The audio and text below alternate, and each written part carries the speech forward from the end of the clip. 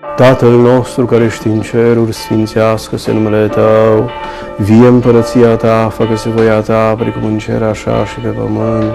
Pâinea noastră, cea de toate zile de nouă astăzi, și ne iartă nouă greșalele noastre, precum și noi iertăm greșiților noștri, și nu ne duce pe ispită, ci ne izbăvește cel rău, că a Ta este împărăția și puterea și mărirea a Tatălui și a Fiului și a Sfântului Duh, acum și pururea și în vecii vecilor. Amin.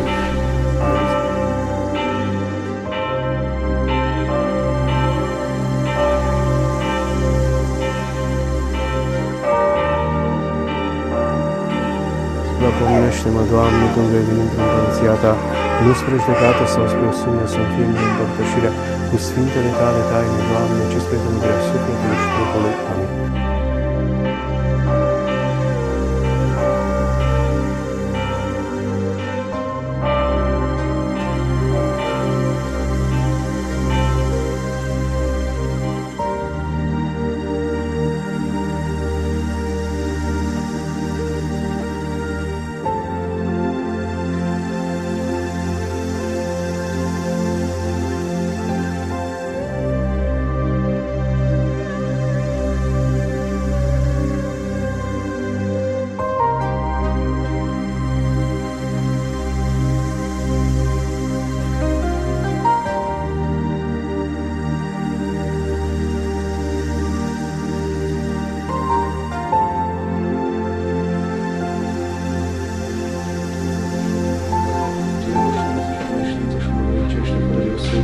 Să mă împărtășesc păcatele Tale taine, spre dreptul, spre viața de veci. Amin.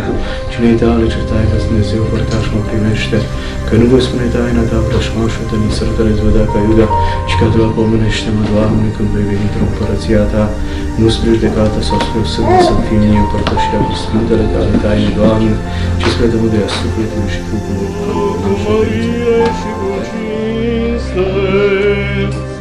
Încununează-i pe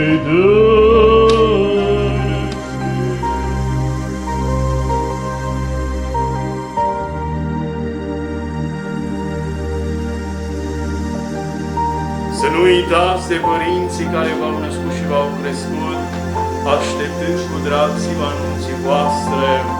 Datorăm părinților noștri trupești o dragoste adâncă, o recunoștință vie și permanentă.